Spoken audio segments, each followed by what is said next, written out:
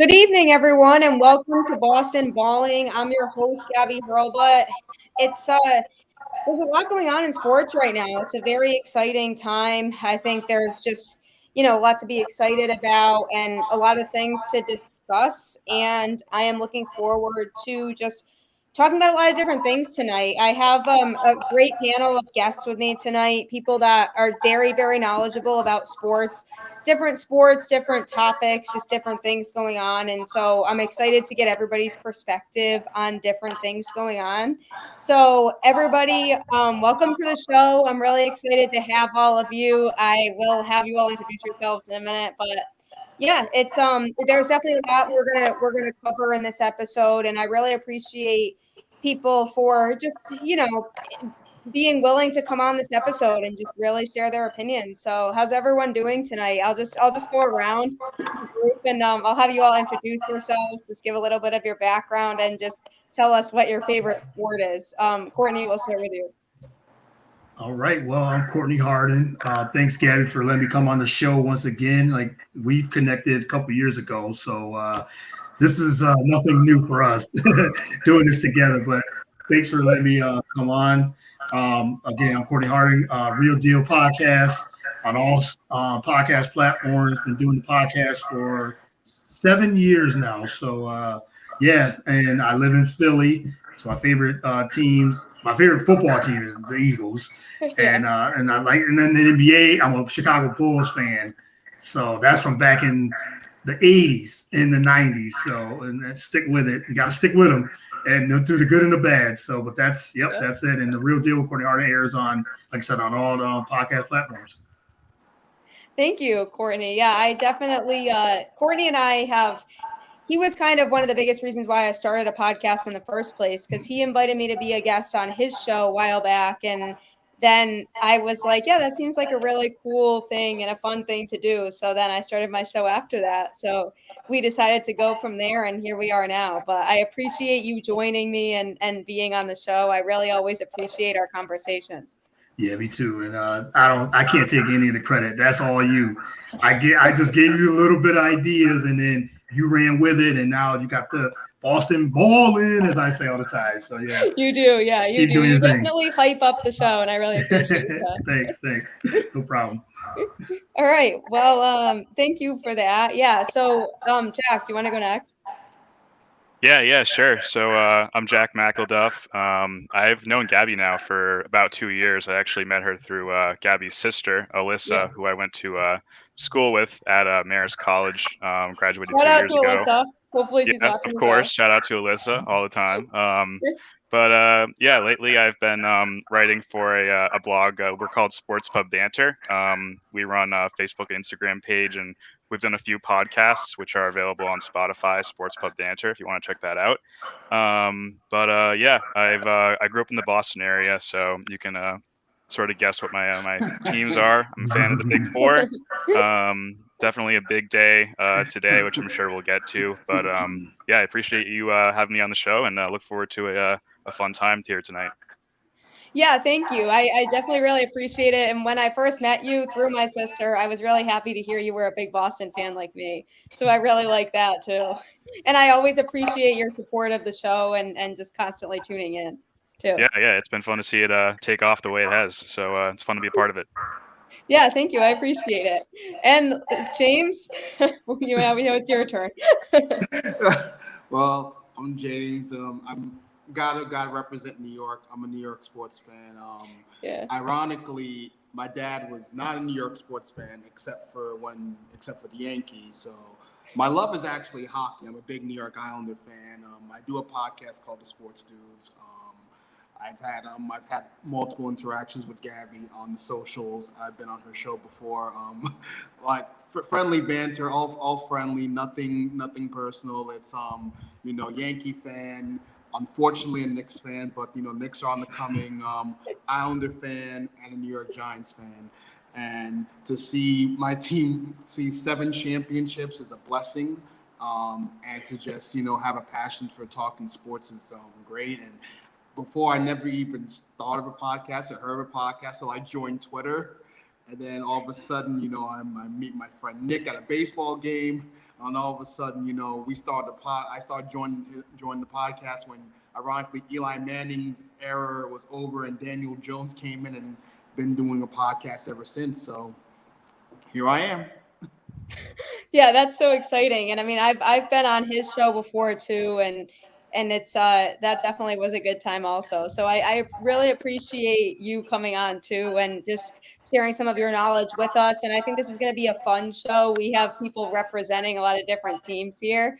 So yeah, so with that, we'll definitely get started. And the thing I want to start with, especially because this is a Boston sports podcast, is one of the biggest things going on in sports right now from today, which is Cam Newton being released by the Patriots and Mac Jones being named the official starter. So I will start off with that by saying I kind of am shocked that they actually did that, because I thought that at the end of the day, Cam would start, but that he'd be on a short leash, and if he wasn't performing, they would bring Mac in. I really did not think that Bill would actually pull the trigger and start a rookie quarterback right away in his first season. So I want to first get people's thoughts on that. And Jack, I want to start with you being a Patriots fan. What was your initial reaction when you heard that news?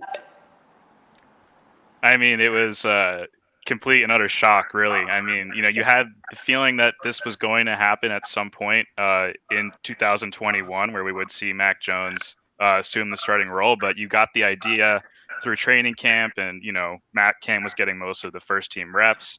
You got the idea in the sense that he was going to be the starting quarterback, and I think all the evidence pointed to that. But of course, we had the situation last week where whatever you want to call it, a miscommunication from a COVID-19 standpoint. He lost valuable reps, and I think Mac Jones came in and really took advantage. And fast forward a week later, and he's a starting quarterback. So it's a little unorthodox, I think, for Bill Belichick to make this type of move in late August, but he did it, and we know there's a little bit of closure now. We know who the starting quarterback is, and his time is now.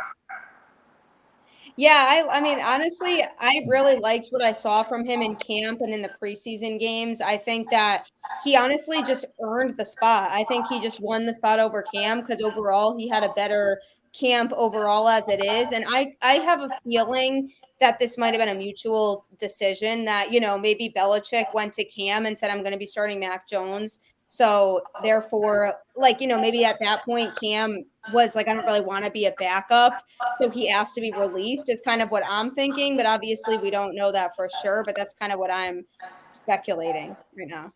Yeah, I definitely agree. And you look at Cam Newton's command of the locker room, and I think that would have been a weird position for a backup quarterback to be in. To be that leader, that leader of the 53-man roster, and not even be playing the game. So, maybe you're onto something there, that it was a mutual agreement and understanding that this wasn't the place for Cam Newton this year. Yeah, I don't think so. And I'm curious to see where he ends up, if anywhere. And so this is the next question that I want to propose for you, James, is do you see a potential landing spot for Cam Newton? And if so, where do you think that would be? Because obviously he probably doesn't want to be a backup anywhere. I could definitely see a couple of spots. We're going to start with the Houston Texans, and you look at the Houston Texans. We don't know about the Desean Watson situation, and all intents and purposes, he's never going to play for the Houston Texans ever again.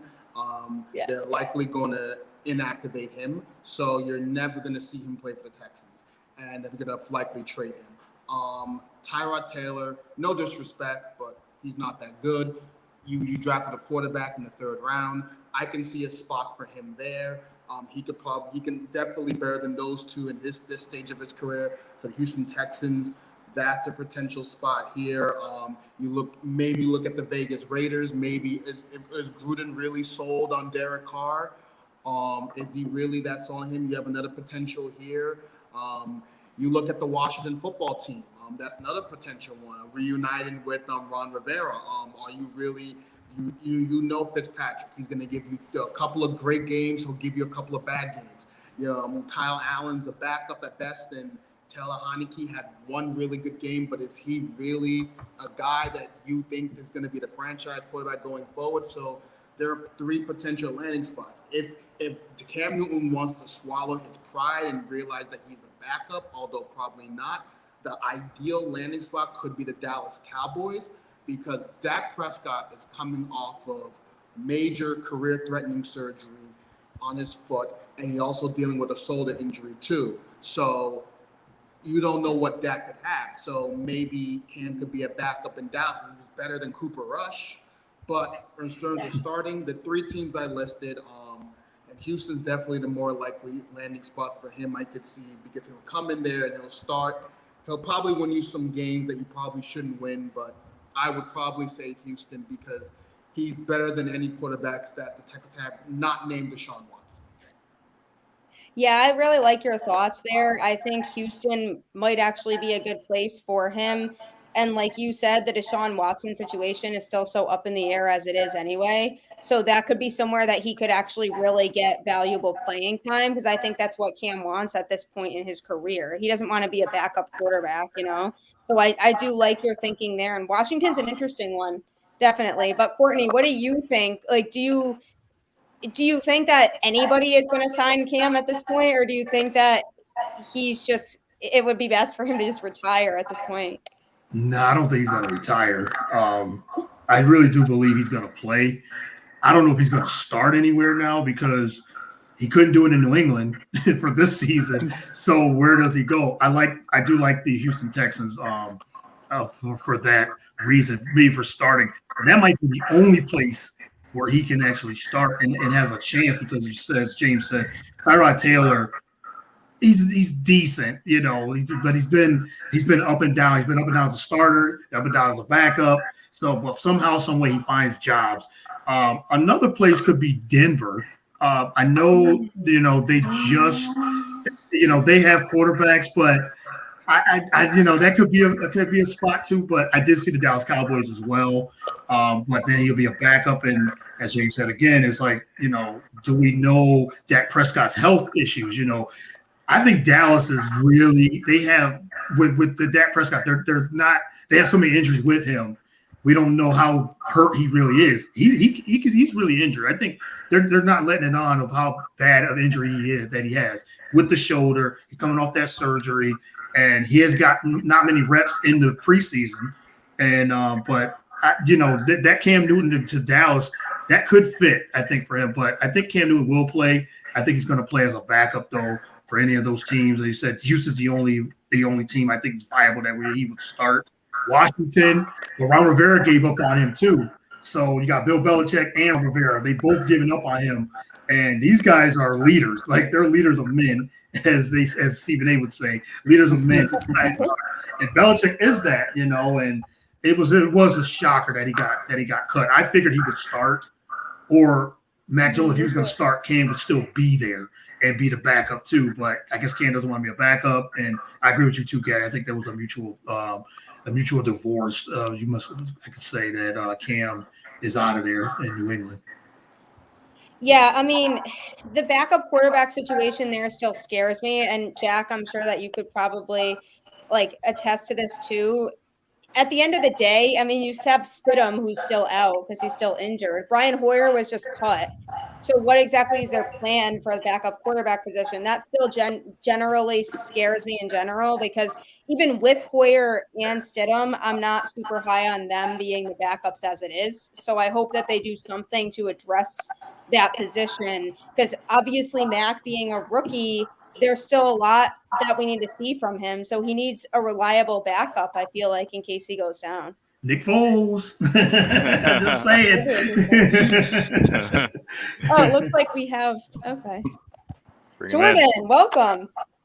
Oh. Hey, what's going on, everybody? Hey, Jordan. Welcome to our Courtney, nice to see you. Yeah, it's been a long time, man. How you been? Long time no see. I'm doing well, but I have to come back at you, Courtney. There's absolutely no way I want Cam Newton. I know, it's a Denver fan, yes. Wait, Cam. Wait, Jordan, what fan are you? Broncos fan, all the way. Oh, really? Yeah, okay. Are you? Yeah, you got Bridgewater, man. You're fine. I mean, you got to catch the L week 1, but you're fine.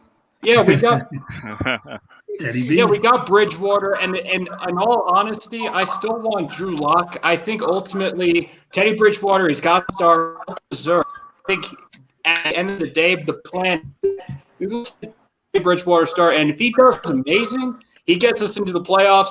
All the more power to him. But I think at the end of the day, Drew Lock is going to start week 4, week 5. Good luck making the playoffs in the AFC. Good luck. God bless you. Yeah, the AFC is going to be tough in general. For one, I want to hear all of your thoughts, though, on what teams in the AFC besides Kansas City do you think are teams to definitely look out for this year? I mean, I'm definitely not sleeping on the Titans, for one. I think they're going to be good this year. Cleveland is another one, I would say, and obviously Baltimore is going to be up there, and unfortunately for me, Buffalo. But what are everybody's thoughts on kind of in the AFC, the teams that you guys kind of see as like the biggest teams to look out for? I mean, any of you can start with this if you want. Okay, I got this. There are teams to look out for. Obviously, we know Kansas City is the class of the AFC. Buffalo, sorry, Gabby. As long as Josh Allen's there, they're good. Sorry. I know. Believe it or not, I'm actually gonna give some props to your team, the Patriots, Gabby. I do like what I've seen from Mac Jones. I know it's preseason. I don't want to overhype preseason, but some of the throws that this kid can make, he's made some money. He made some really good throw. The game against the Giants, where he threw his receiver open on his back shoulder, where only his receiver can catch it or no one can catch it, is pretty impressive. The guy is smart. And I do believe Bill Belichick is out for vengeance. He's not sleeping on missing the playoffs. The man is out for vengeance. Absolutely not. Yeah. I got the Chargers. Now, they can win games because Chargers find weird ways to lose close games. But I do believe in Justin Herbert. The kid got the goods. Don't sleep on the Indianapolis Colts. As long as Carson Wentz is healthy, the Colts are another sleeper team to look at. Cleveland is good. Baltimore is good. And a surprise team, I got to go with your Denver Broncos, Jordan.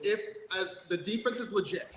The defense is legit. The secondary is amazing.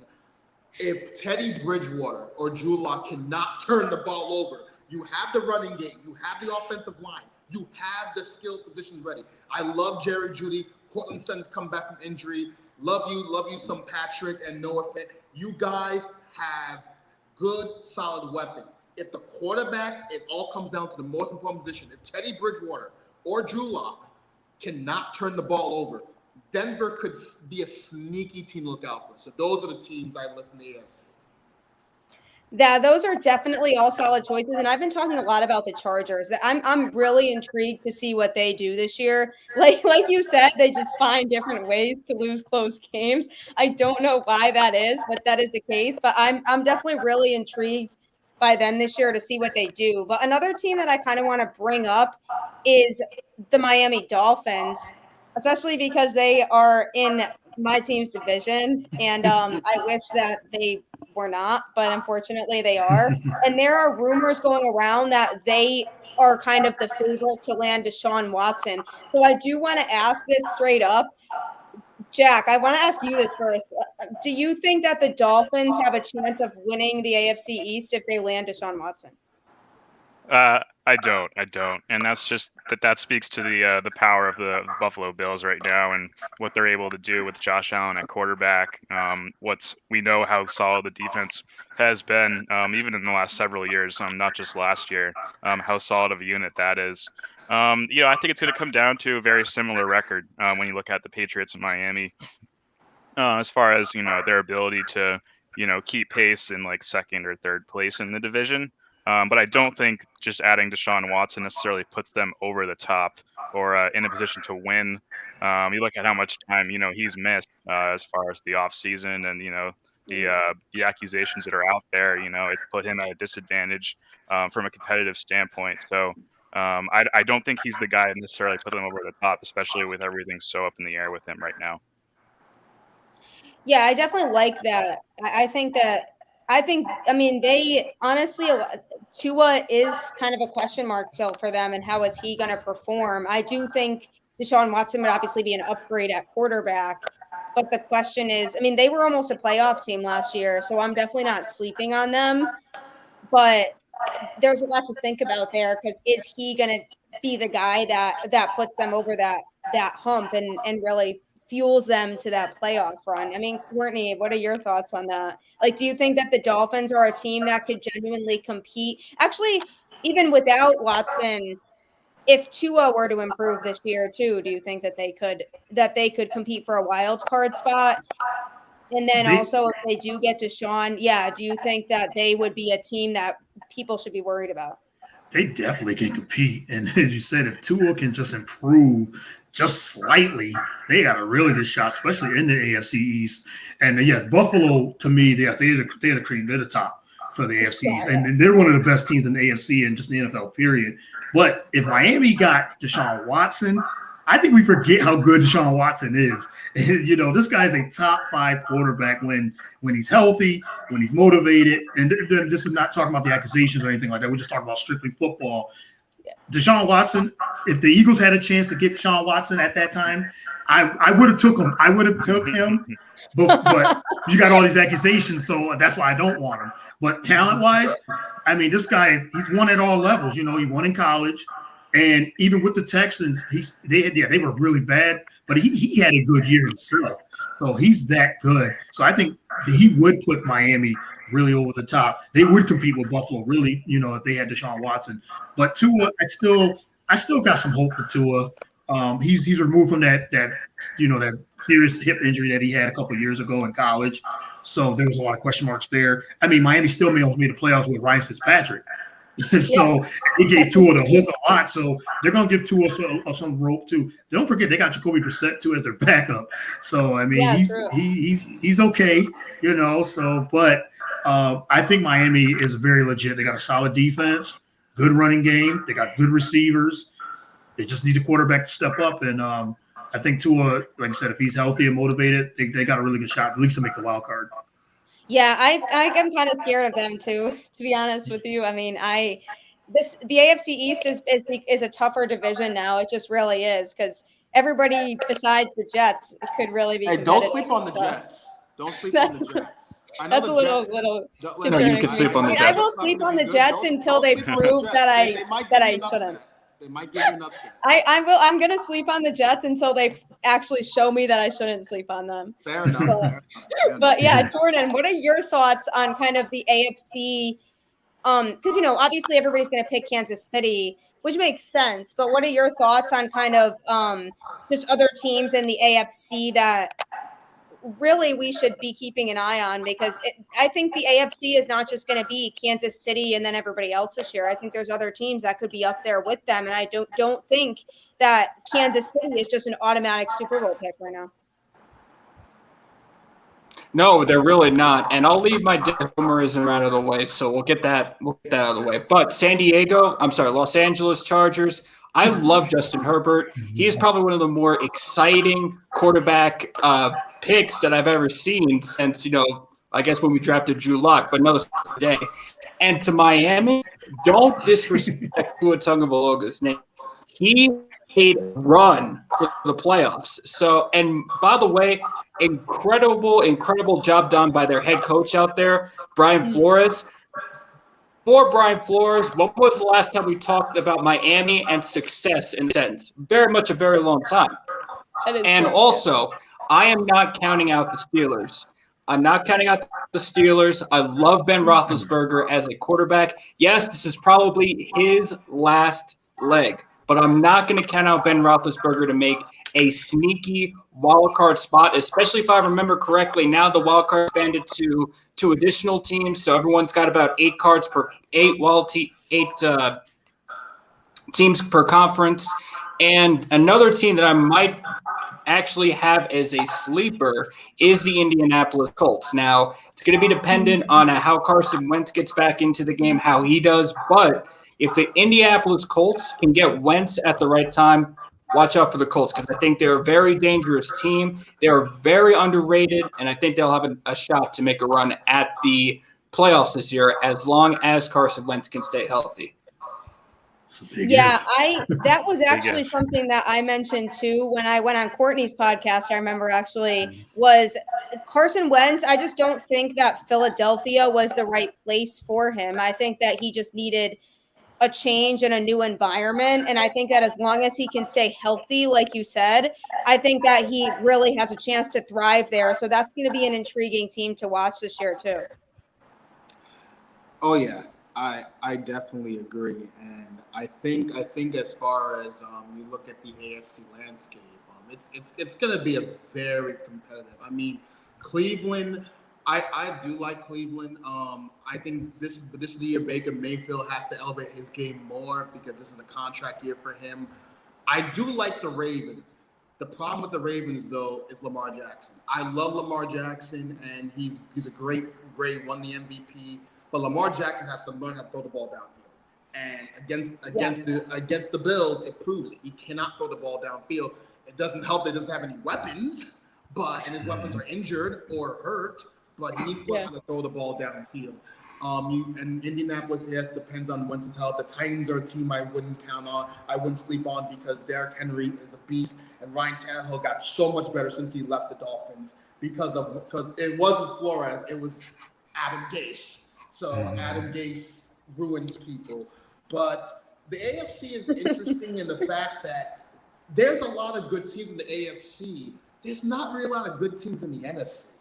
What's up? Yeah, we were going to touch on the NFC too next, but right. And just to add to that, being an Eagles fan, knowing Carson Wentz and seeing that, and you said that being healthy, that's been the story of his career. And I was always a Wentz fan. The ones that know, I'm a huge Wentz fan, so I've always rooted for him to be healthy. But it's just there's something, I don't know what it was. It was just something missing because I don't know if it was mental, if it was physical. There was a lot of ththings going on with him, and but now he's in the protocol now with the COVID protocol now. And I read something earlier today that one of the journalists called him out and saying, "Look, Carson Wentz is selfish." I say we had them stories here in Philly too, the same exact thing. So it's like, and now the health. So Colts fans are going to look at this and like, oh, here we go. But like I said, if Wentz can just stay healthy, he's got the talent, got the arm talent, and it's just we've seen it. We did see it before the injuries, for the real bad injuries. Would have won an MVP for you, Courtney. Yeah, he would have definitely won MVP. He was going to win the MVP. Yes, they were 11-2. Yep. And as a Giants fan myself, I hated playing against Wentz because this guy was so damn good. I'm so glad that we finally beat Wentz last year. What do we think about the NFC East as a division this year? Because that division, I mean, obviously always been known as the NFC East for a long time. Yeah. But I think it's actually going to be an intriguing division this year because, look at how the division ended last year. Like, it took needing Washington to win a game against the Eagles in order to win their division. You know what I mean? Like that. And then you had Dak Prescott, who was injured, which we touched on briefly. But what is everybody's thoughts generally on the NFC East as a division this year? Because I've heard a lot of different things from people about their predictions on who's going to win that division. And right now, my initial thoughts on that, it's so hard to say because that division is so tough. But my initial thought right now is that I feel like Dallas could win that division. But I'm just curious what you guys all think. And feel free to just, whoever wants to start that conversation can start that conversation too. Courtney, we're the two NFC East fans. Yeah. Do you want to go or do you want me to go? Yeah, I'll go with this bad trash division, dumpster fire division. It was one of the worst divisions in the history of the NFL. Someone got to win it, right? Somebody had to win. Somebody had to win. It took Washington, I think they won, 7 games to win the division. So I see something like that again because I to be realistic, I think the Eagles are going to be at the bottom. I mean, they're a young team, low expectations, which is the first time in a long time that Eagles have low expectations, which I'm kind of glad because we usually have high. There's really high expectations. If they're good or bad, doesn't matter. So I'm looking forward to what Jalen Hurts can do. I'm looking forward to that. If the Eagles can just give him a chance, we got rid of Wentz. Give the man a chance. Let's give him a chance this year to see what he could do. They're a young team. Can it get any worse than it did last year? Yeah, it probably possibly could. But to win the division, Dallas, somebody put in the comments, Dallas has the best offense. Washington has the best defense. I think the Giants are in between there. So I think Washington could probably win this division, only for the simple fact that to me, I still feel they're a quarterback away from really being really good. Which I'm not seems really to have been the issue with them for a while. Yeah, I'm not really a believer in Ryan Fitzpatrick. We know he's up and down. The Fitz magic only lasts for about 4 or 5 games usually. So for a whole season, they had another quarterback because they're good defensively. They're a monster. They got, the front seven is a monster defensively. They got a good running game. They've got good receivers. It's just a quarterback. If Fitzpatrick can just win games, Washington should be the best team in the NFC East. All right. Yeah, definitely. I like that. The Eagles are trash. That's the worst team in the league. To really be blunt, James is just putting it out there. I'm sorry. I agree. I can't say anything about it. I do like Devontae Smith. I think this kid's going to be solid. But outside of that, I mean, you guys are terrible. I'm sorry. We're going to be bad. Now, Dallas has the overall best offense, but it comes down to the help. But the Cowboys, it's always right. Cowboys, always expectations. Yep. Somehow, some way, they always find to underachieve. So I don't think they'll win the division because somehow, some way, they always fall low of expectations. That's just who they are. They've been this way since Jerry Jones decided to get rid of Jimmy Johnson, and they've been, ever since. So now it comes down to the Giants or the football team. I'm a Giants fan. I saw what the Patriots did to poor Andrew Thomas and that offensive line. The defense of the Giants is going to be good. The Giants are probably a pass rush away from being an elite defense. They're going to be a top 10 defense. Like, their secondary is really, really good. Their defense, their front seven is okay. So they're going to be a top 10 defense. They can scheme their way into blitzes. Daniel Jones. It comes down to Daniel Jones and the offensive line. The problem with the Giants is, am I confident in the Giants' offensive line? No, I'm not. I have no confidence whatsoever. We made some trades, but, man, this offensive line is such a mess. And Dave Gettleman is probably the worst GM I've seen in my entire sporting history of rooting for sports. He's the worst. He's up there with Phil Jackson. He's him and Phil Jackson like right here. They're both right here. So as of right now, I'm going to say the Washington football team. Only because even though I don't trust Fitzpatrick, I do love their defense. Their defense is really good. And Washington is going to do – their defense is going to do just enough to win them games to get them in the playoffs. So I'm going to say Washington, Giants, Dallas, then the Eagles. All right. No, that's definitely an interesting one. I think this division is going to be interesting to watch. But Jordan and Jack, what do you guys have to say about that? Because it seems like we're all kind of a little bit just conflicted on what could happen with that division. Jordan, you want to go ahead? Oh, might have lost him. My heart said. Go ahead, Jack. All right. The Dallas Cowboys, I feel like they're always a wild card, and we know that the talent is there, especially on offense with Dak Prescott and Zeke Elliott. I don't think it's any surprise that they've been on Hard Knocks 3 times. I think Jerry Jones eats that stuff up. But they're a wild card, and you don't know what may happen in October or November with injuries, especially with the quarterback with the shoulder, and what's surely still a recovering foot. So I think the smart pick for me is with Washington. We talk about Ryan Fitzpatrick and whether or not he's truly a reliable quarterback or a great quarterback, but maybe you don't need a great quarterback to win this division. 9 or 10 wins, I think wins this division, outright. So for me, I'd go Washington 1, Dallas 2. I wouldn't sleep on the Giants to maybe give Dallas a fight for that 3rd spot. I still think they're a year away from truly contending. I do think they'll improve by a win or 2. And then the Eagles 4th, much to the chagrin of Courtney. But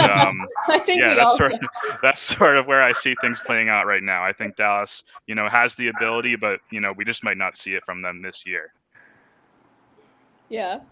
No, I definitely get that. Jordan, what are your thoughts on that division?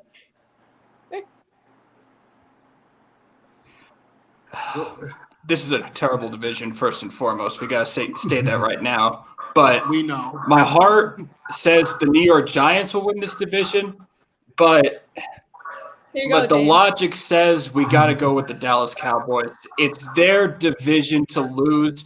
I mean, Dak Prescott is over 100 times the best quarterback in that division compared to Daniel Jones, compared to, and I love the boys so much, Ryan Fitzpatrick and whoever they got rolling out in Philadelphia. But Hurts, at the end of the day, Dallas, it's Dallas play to win this division. But Dallas, as the great Stephen A. Smith likes to say, it's an accident waiting to happen. So I would not be surprised if they choke this division like nobody's business. So if Dallas does not win it, watch for New York to get into the playoffs this year. Let's go Giants. One question about the Giants, though, for real, like this. Are you a believer in Daniel Jones? That's the multiple question, because now they built the team around him. They got receivers. Saquon is back, who we know is a top running back when he's healthy. Shout out to Saquon Barkley, always on my fantasy team usually. But he's always like if he's healthy, and you said that offensive line's a question mark. Dan Jones is a question mark, and I think this is Daniel Jones' last chance to really try to step up, because now I think they need him to be the guy that they thought he was going to be maybe last year and 2 years ago. And the thing with Daniel Jones is in that Patriot game, you saw when he had protection, flashes, he make good throws. Mm-hmm. The touchdown he made to Caden Smith was a beautiful dime pass. I mean, the guy in the Patriots force ended up getting cut. I feel bad for the kid, but that was such a when he has time, he makes good throws, but then he makes ill-advised throws like in the end zone, which was just mind-blowing. Yeah, I agree. Like, it's hard to figure out, Dome, because I can't say I'm a believer yet, because he's such an enigma where he makes so much amazing throws where you're like, wow. Then he makes decisions where you're like, what are you doing? Like the fumbling issues or throwing the ball behind your back into the defender's hand. So it's really going to come down to the offensive line and Daniel Jones' decision-making. If the offensive line can just be marginal, it doesn't have to be great, just marginal, just be okay, and then it takes the pressure off with Saquon Barkley back, and then Daniel Jones improves the decision-making, then I can see the Giants being a really good team. If Daniel Jones is not the guy, well, I mean, you have the Bears pick, and the Bears not going to be that good. So you got that. You got your own pick. So Dave Gettleman will be fired. Thank the Lord. You get your own GM to pair with Joe Judge, who I really like, and then you go. Then I will be truly happy. But that's just how it is right now. I do think Joe Judge is a good coach for them, though. I think that's definitely a good decision that they made, and you guys definitely touched on it. I really think that Daniel Jones is going to be the X factor for that team. I think it's a lot of their success this season is going to be dependent on him and what he does. And they even went out and they got him some more weapons this offseason too. So a lot of this, I mean, I think this is his last season to really show if he has it or not, and if he's the guy. And if he doesn't do it this year, then I think they have to consider moving on and going in a different direction quarterback-wise. I agree. My dad's a Giants fan too, so he. Your dad's awesome. Tell your dad, let's go Giants, and Jordan, you're catching the L week 1. I'm sorry. I can't do that. Sorry, I cannot say those words. But yeah, no, it should be a really interesting season this year. I think there's a lot of teams to look out for. I think the AFC especially is going to be super intriguing, and I think there's a lot to look forward to. I now want to talk a little bit about baseball. Because baseball season is, coming down to the wire right now. And there's a lot of teams that are still in the mix right now on both sides. For example, I mean, you have the AL East, which arguably is the toughest division in baseball, which people can make an argument for the NL West, but I still think the AL East is more competitive in terms of there's 4 good teams in that division. And so that's a division that really is interesting right now. And I think the Rays are kind of running away at this point with that division title. And I think that at this point, I'm almost ready to accept the fact that they're going to win the division there. So that's interesting to watch, because then there's the wild card, which as of right now is Red Sox Yankees, which would be crazy. And then even, then you even look at the NL side, and that NL East, I can't help but really laugh at that division and how those standings have played out. It's the NFC East of baseball. Yeah, I know. Anybody can win it, right? It really is. And but you have the Braves, obviously, who are good. The Phillies, who for a lot of the season were playing good baseball. Then there's the Mets, who just seem to have started going downhill. Wow. And it's hard to not laugh at that, but it is the reality of the situation. But then, I am still interested in the NL West, because the Dodgers are only a game and a half behind San Francisco right now for that division. Then you have the Padres still trying to compete for a wild card spot. So I guess I want to open up this discussion with just as we head into kind of the tail end of the regular season for baseball, what are some of kind of the biggest storylines that you guys are focusing on down the stretch before we head into the playoffs? Because I kind of touched on a couple of them, but what kind of are the most interesting things to you guys about baseball right now? Gabby, I think this is going to be more Shohei Ohtani. I love him. I do love him. I love Shohei. I think Shohei's going to win the MVP. No you doubt. Should.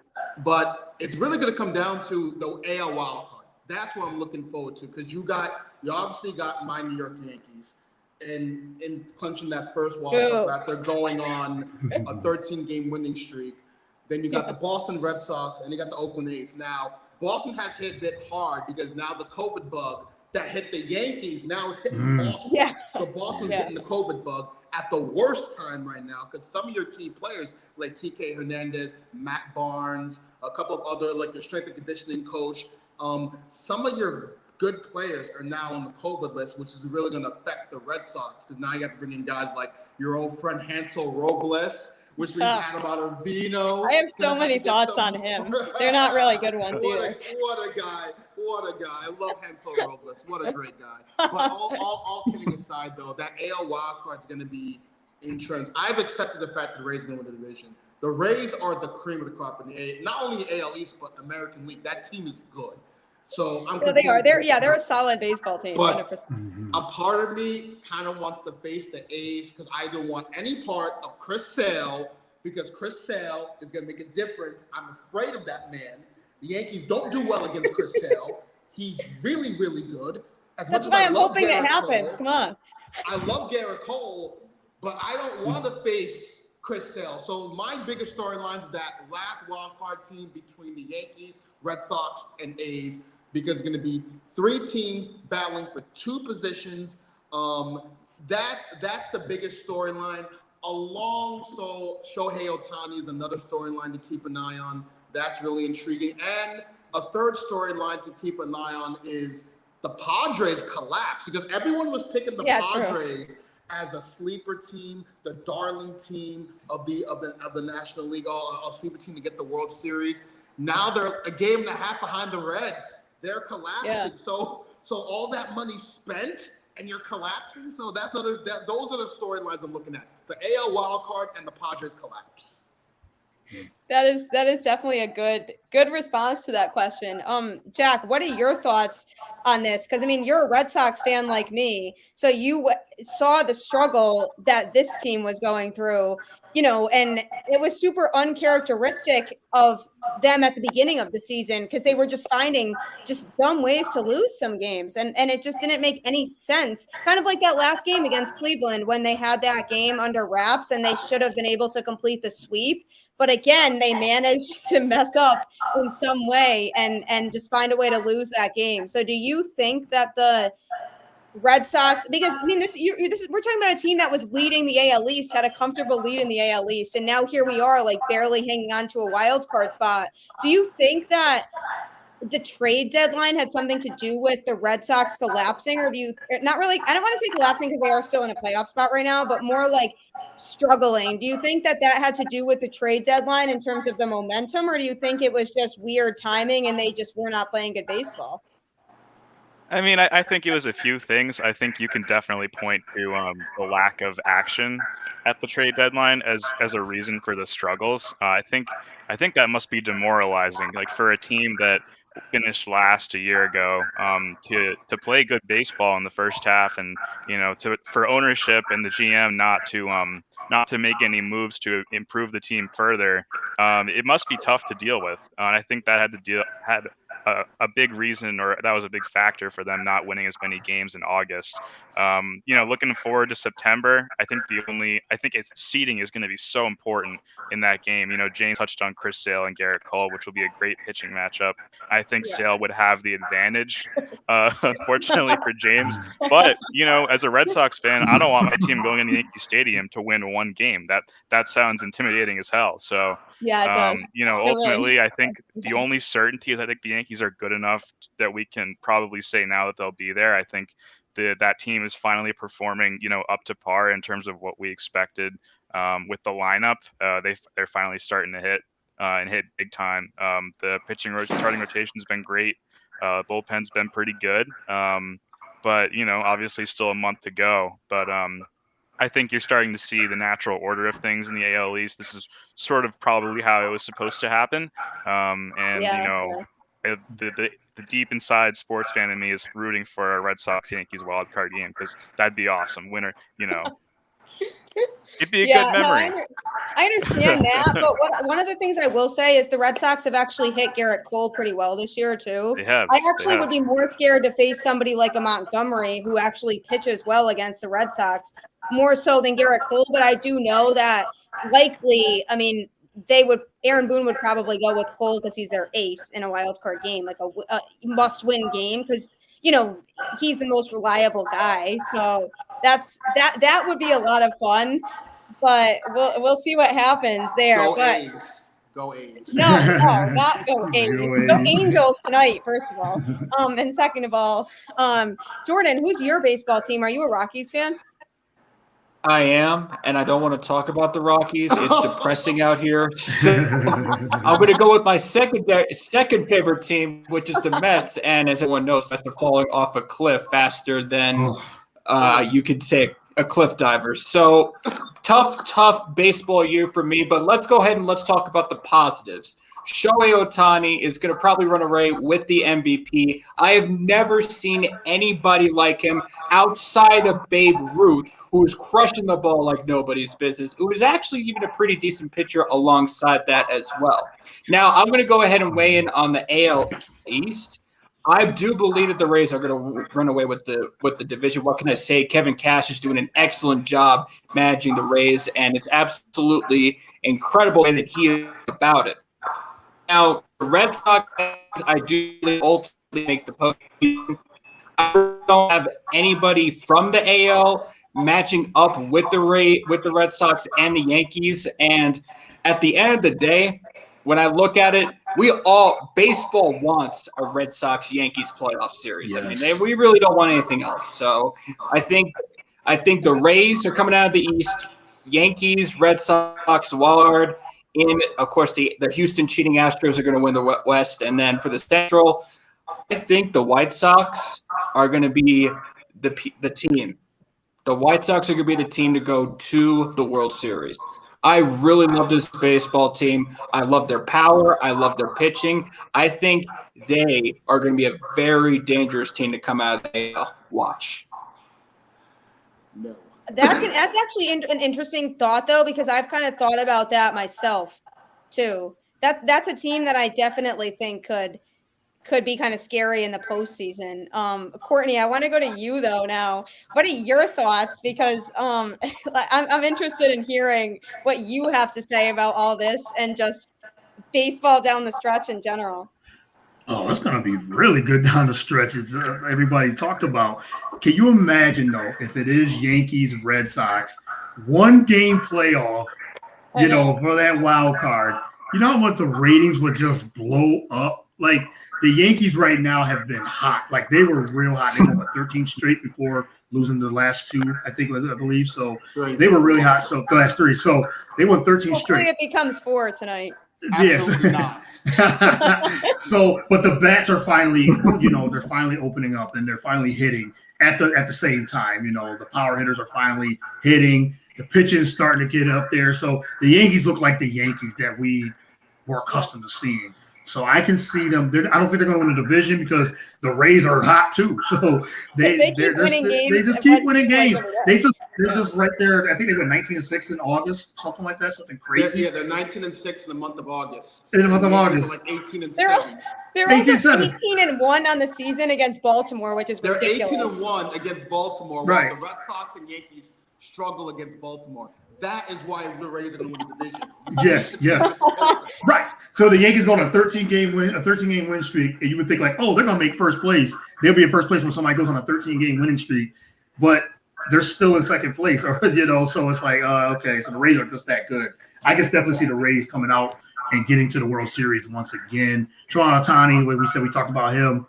He's just been just a MVP, a monster, just doing his thing. I mean, they had a stat. I was reading something about how he was compared with Ken Griffey Jr., who's my favorite baseball player of all time. That's and it was just the stats, and he does the pitching and stuff, but he's just that good.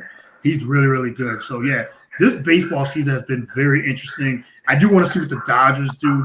I was going to even ask you that. I was going to say, do you think that the Dodgers are a team that you think could go back to the World Series again, or do you think that there's other teams in the NL that definitely, because they still have the talent, they still have the pitching, they still got the hitting, and they get it together. And we've seen it happen over the last few years. So they just get hot at the right time and get right to the World Series again. So, and for the Phillies, being here in Philly, I'm not a fan of the Phillies, but just seeing them and watching them over the last 9 years since I've been here, they're so up and down. And it's so funny that they're always talking like, oh, they win 8-9 straight, and then they lose 8-9 straight. That's been the Phillies for the last 5 years. that is really true. So I can't see them. Bryce Harper, he's leading the charge. He's finally making his money, and everything too. But that's all they really have because the pitch is so up and down. And Bryce Harper, can he take him on his back and lead him to the wild card? Possible, but especially in that division. They said the Mets have been a dumpster fire the last couple of months, and now the fans are booing them. Sorry about that, but the Mets are booing them and everything too. So it's been a mess with the Mets too. So the Phillies could still actually make a wild card. That's how bad that division is. But I still think Atlanta's still the best team in that division. It's gonna be Atlanta. It's gonna be the Brewers. I think the Dodgers are gonna overtake the Giants. The Brewers are a team that I actually think could go all the way. I think that they're being slept on a little bit. I think that their pitching is very underrated right now, and I think that they're a team that I definitely think could do a lot of damage if they're clicking and they're hot at the exact right time. Like, I'm not betting against Milwaukee. Like, I mean, I'm definitely not ruling Milwaukee out. I will say 100%. Corbin Burns is a really damn good pitcher, and if you don't know, you better know. Now you know, right? And listen, as a Yankee fan, I'm rooting everything in my fiber to be Yankees A's. I do not want to face the Red Sox. I don't care. I don't care about ratings. I don't care about storylines. I just want the Yankees the easiest path to get to the World Series. And if it means beating the A's to face the Rays, so be it. Because Chris Sale, he's good. Don't everyone forget that Chris Sale was once a Cy Young winner. Right. He helped the Red Sox win the World Series back in 2018. The man is good. I know talent when I see him. As much as I hate the Red Sox, I know talent. He's a damn good pitcher. I don't want to face that man who single-handedly put the Red Sox on his back with Mookie Betts to win a championship. I'm good, fam. I'm good. I mean, I don't blame you. I mean, I don't. Here's another thing. This is also interesting, though, about that game. Who do you think? I actually put this as a Twitter poll, too, and the results were kind of mixed. But who would you trust more in a wild card game against the Yankees? Would it be Sale who we know is Chris Sale, or would you put Nathan Eovaldi out there, who you know has incredible numbers against the Yankees? I mean, I'm kind of torn on that one, but I am interested, Jack, on what you think on that, because Eovaldi always has really good starts against the Yankees, but then obviously Sale is Sale, but we haven't seen Sale have a start this season yet against an actual like good team, really, either. Yeah, yeah. I mean, like I always live by the ideology where if you have to win a game, you want to put your best pitcher out there. And as disappointing as it was to not have Chris Sale for the first several months of this season, it's almost a blessing in disguise because the guy is just so much. His arm is so much fresher than it would have been if he was starting games back in April. And maybe he's able to mold himself into the best version of himself at the most important moment of the season. So despite Evaldi's success, I would put Sale out there, and maybe you play a starting rotation in the bullpen kind of game that you saw Chris Sale play back in 2018, where you put Evaldi in later in the game if Sale isn't up to par. It could be a combo. Everything is out the window now in terms of what's conventional in terms of pitching a playoff game. With the starters that we've come to see that have been so popular, and the different methods to win a game. You can do it so many different ways now. So, but ultimately, I'd put Sale out there. But there's plenty of options. If you're going to counter with putting Eovaldi in, don't be surprised that the Yankees do the same thing with Montgomery, because Montgomery's actually pitched pretty well against Boston. The only difference is that the Yankees just do, for some reason, they don't give Jordan Montgomery run support. Look at the game against the A's. He gave up 1 run in 6 innings, and the Yankees didn't score. But the offense couldn't score until the 7th inning, where Chapman boots the ball. That's the only run of the game. So. Listen, like you said, Jack, 1 game wild card game. Everyone's going in. It's 1 game for the death. And obviously, as much as Red Sox fans would like to think, Eovaldi had numbers against the Yankees, you're gonna go with Chris Sale. You're gonna start with Chris Sale. You're probably gonna throw in Eovaldi in the bullpen because let's be honest, your bullpen has been a little bit shaky as of late. So is the Yankees bullpen. But you're good. But when you put your starters in the bullpen, your bullpen actually becomes a strength. So 1 game playoff. If it's Sale versus Cole, don't be surprised if you're going to see maybe 1-1 or 2-1 going into the 7th inning, because you're going to see 2 teams duke it out. Red Sox are a very good offensive team. J.D. Martinez is having a resurgent year. Mookie Betts is playing Xander Bogaerts, Xander Bogaerts, not Betts. I'm sorry. Bogaerts has been playing out of his mind. Devers is good.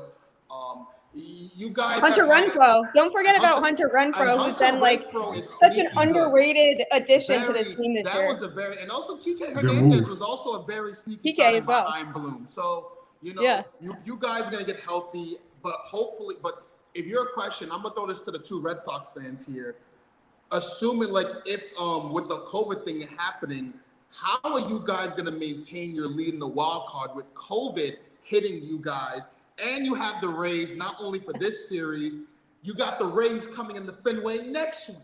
So how are you guys going to keep it together when, the Yankees get a soft landing spot with Baltimore? So what are you guys going to do when you have to face Tampa again next week? I will say I'm just praying that the A's string together some losses. They're playing Detroit tonight, which actually Detroit is not as much of they're not as much of a cakewalk team as people think they are. They've been playing better baseball lately, so I'm hoping that they can string together some wins to kind of give us more of a cushion. But we need to at least split this series with the Rays that we have right now. At least try to take 2. But this is not going to be easy with, the lineups they're having to put out there and the pitching staff that they're having to put out there right now, because there's so many people on the COVID list. So I am concerned. However, outside of Tampa Bay, their schedule is relatively easy the rest of the season. So I do think that they can try to make it work, but I am definitely sweating a little bit when it comes to Oakland and even Seattle and Toronto, who are not super far behind us either. So I think that I'm nervous, but I'm hoping for the best, and I'm hoping that they can figure things out and just string together more wins. But I do want to ask everybody, kind of before we wrap up, just looking at everything right now, I want everyone to go around and just give their World Series prediction. Like, what two teams you think as of right now are going to be in the World Series? And I'll give mine too, but mine is a little bit out there. So I guess I can start. I'm gonna say White Sox. I'm gonna say White Sox and Brewers for mine. Wow. That's out there a little bit. That is really out there. So if that does happen, I'm gonna look back on this episode and be like, "See, guys." You got to put some money on that, definitely. Yeah, those would be crazy futures odds right now. White Sox. I know. Hey, somebody agrees with me in the comments. So. That's But big. okay, everybody can share yours. I mean, and we can just go around in a circle. I'll start with you, actually, Jordan, on this one. You know, it's so funny. I have no idea if you just read my mind, Gabby, but I actually was going to put White Sox and Brewers to go to the World Series too. Well, See, think guys, about I'm it. The not White that Sox crazy is an for obvious picking choice you. just because I love their batting. I love their pitching. I think they can go toe to toe with the Rays. I think they could easily get rid of the Houston Astros. You know, I think they're going to be the premium. I think they are the sleeper team to watch out for. And we talk about the Milwaukee Brewers, who don't get enough credit. You know, let's talk about the fact that they're a great team, but you can't really name a star player like you could, like the Dodgers or the Braves, or I don't know who's coming out of the wild card. You know, they are a very underrated team. They play small ball and they do it very well. And I think they'll have enough momentum. I do believe they're going to face the Dodgers in the NL Championship, and I think the Brewers are finally going to get their revenge. I put White Sox, Brewers, the World Series, and Yes. will go to the Milwaukee Brewers. They will be your World Series champions comes 2022, 2021. Oh, wow. You're going as far as saying who's going to win. Okay, we'll definitely see. All right, Courtney, you're up.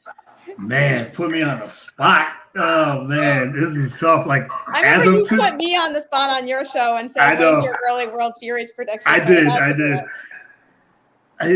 If I had to pick today, I'm going Dodgers Rays. I'm just going with again.